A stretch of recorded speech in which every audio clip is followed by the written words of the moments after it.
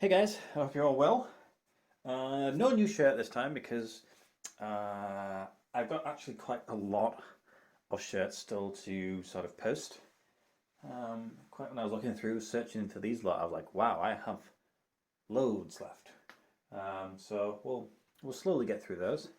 So this time, as you can tell by the title, we're going to look at Ukrainian and Swiss shirts. For no reason in particular. There's no particular reason why those two have been paired, other than that there's enough for me to put them both together and to have a sort of semi-decent video about them. Not many of these shirts are actually new. One of the newest shirt finishes in 2017, so there's no real new additions.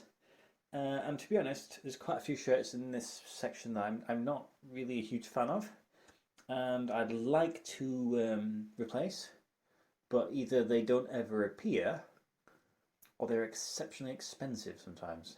So for now, I'm just going to have to just deal with what I have, and then in the future, just if an opportunity picks up, I'll do my best. So without further ado, let's start with the first one, and it's St. Gallen. St. Gallen are a Swiss team, and this is their away shirt for 2013-2014. And to be honest, this is my first ever attempt at buying a Jacko shirt, and because their sizing doesn't make any sense no matter what system you follow, I ended up buying this one, which says buy a size down or something like that. Something ridiculous. I can't remember what happened. It's a long time ago. Anyway, I ended up getting a in large UK, and it's too big, and I want to get rid of it. And a few St. Gallen shirts have appeared, but to be honest, none of them are actually that good. So I'm like, I don't want to buy another one just to have effectively the same shirt but in medium. I'd rather get something I enjoy because I just don't like this shirt. So I want to replace it, but for now it's my large shirt. So this is the newest of the shirts, and of course it's Shakhtar Donetsk, and this was the 2015-2017. So they used it for two seasons, which seems to be seems to be quite common in Ukraine. I don't know if that means they can charge double for it.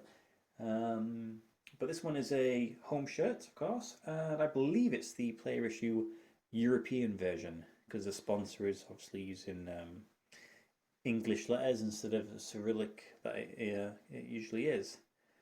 I was always wanting to get a Shakhtar shirt. In fact, I thought I bought a shirt from their online store. So I went on their website, and of course you've got to translate it through to English. And I found a section of which had shirts, and I thought, oh, they're a really good price. I bought it. I personalised it with the Champions League patching and everything. Obviously, it's going to have the SCM sponsor on the front. I like, great, perfect. It arrives a couple of weeks later, and I think I bought a training shirt because it didn't have a Nike tick on it, and I was like, what is this? And they goes, oh yeah, you just it's not a real shirt. So I personalised a training shirt, which is wonderful. So I wear that occasionally, and I guess it's like a cheaper version of this shirt. But yeah, that's my story with dealing with those guys. Right then, back to Switzerland. And this is the Young Boys Home 2010-2011. Haha, yes, I have Young Boys on the channel. So this one is quite a unique design. I've never ever seen a shirt which for whatever reason decides to cut off the top horizontal stripe and has this weird hem running across it. And it's unique for sure, but I don't like it. I don't like that it's there. I'll keep it because it is unique, but I'd be pretty upset if this was like a Chelsea shirt and they thought, hey, let's just shave off, 1/5 of the shirt.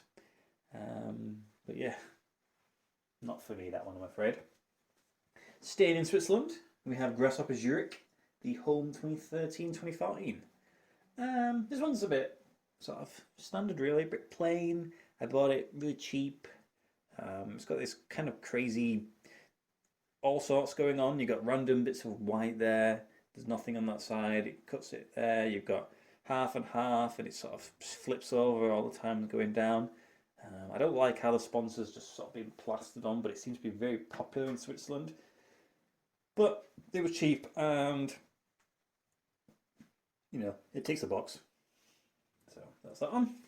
Still in Switzerland. This is my SE Schaffhausen home 2014-2015 shirt. So this one popped up on classic football shirts, and I was like, I'm certain that this is the only one that they have, because sometimes they put like XXX with tags, and then you think, have they got a few of these in stock? And sometimes they do. But I felt like there's no way that they're going to have multiple versions of this shirt. It's just a bit weird. So I bought it, and obviously at that point it was sold out instantly. So I'm fairly confident that there won't be too many people out there that have this shirt. I don't think I've seen anybody that really does. It's manufactured by a company called G-Pad or something like that, and it's kind of nice. The material does feel very thin. I feel like if I really wanted to, I could probably tear it apart. The sponsors are fine. It's got the Swiss Challenge League logo on, which is their second division. But it's kind of unique, isn't it? And it's got this weird checkerboard design, so it's quite nice. It's quite pricey, I remember. Maybe £55 or something thereabouts. But that's that ticked off. So back into Ukraine, and we have this Metalist Kharkiv shirt, the home 2013-2014. Now, a lot of these shirts appeared primarily because the team ceased to exist. I can't remember specifically if it was something to do with some weird financial irregularities that were sort of looming around the club, but it doesn't exist. I think they've sort of created a Phoenix Club, and in fact, a couple of years ago, I was thinking about buying the shirt for the new team and like having old and new, but I don't think I was able to actually do it, get it delivered into the UK. Shirt's pretty cool considering the team doesn't exist anymore. I think there was a load that flooded, but now I think it will be quite difficult for you to find it, certainly in perfect condition. So hopefully that means the value will increase now, because it was pretty stagnant for a long time. So we're still in Ukraine, and this one is Dnipro Dnipropetrovsk, or something to that effect. And similar to the Kharkiv shirt, this team doesn't exist either. A bit more recent. This is their home shirt from 2013-14, and they were quite a big team, really. They got to a Europa League final against Sevilla. It's quite an exciting game. Of course, Sevilla won, because that's just what they do. But as I've got this like weird fascination with Eastern European football, as soon as this shirt appeared, I kind of had to like buy it. And what's weird, I'm still certain that classic football shirts have a few of these knocking around. I thought that they would have been, right for the picking. It's, especially considering the team doesn't exist. Like, you can't buy this shirt any longer. There's a new team, so maybe this will inspire somebody to go and do so. But it's kind of cool. I like how the logo sits in the white vertical stripe. Very nice shirt. Switzerland, of course, everyone recognises Basel.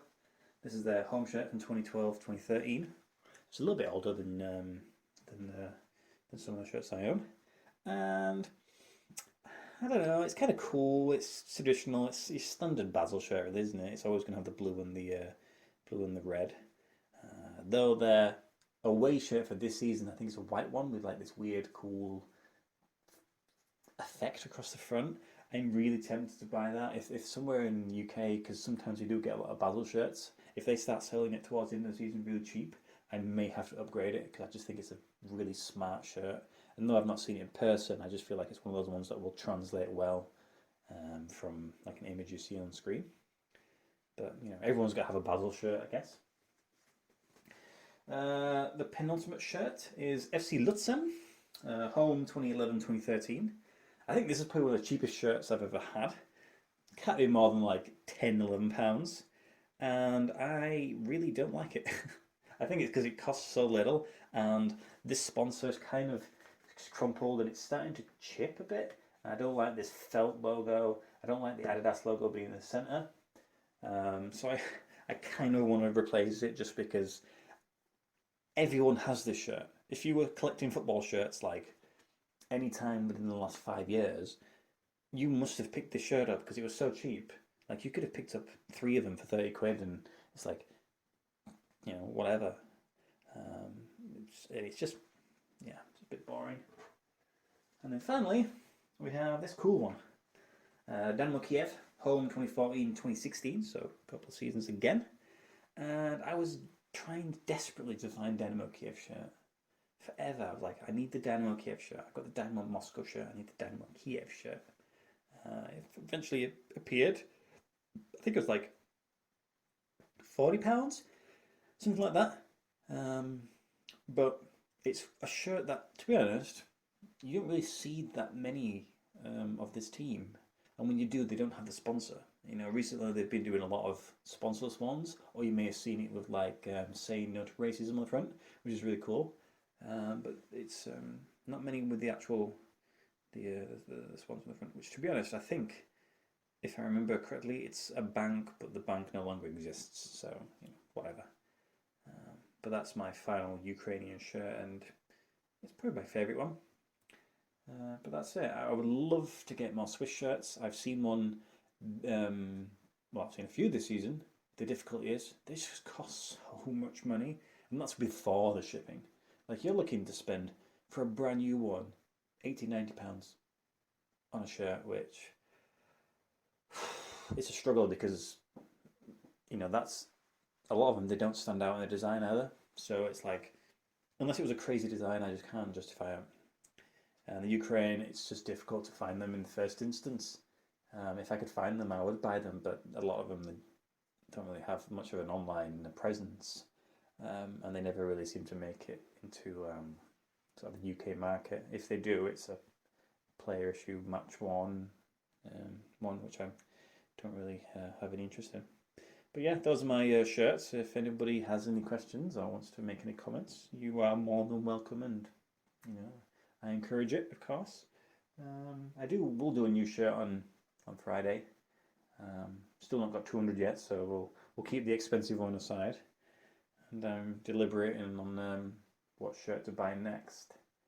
But yeah, I hope you enjoyed it, and I will see you later on this week. And yeah, thank you for watching.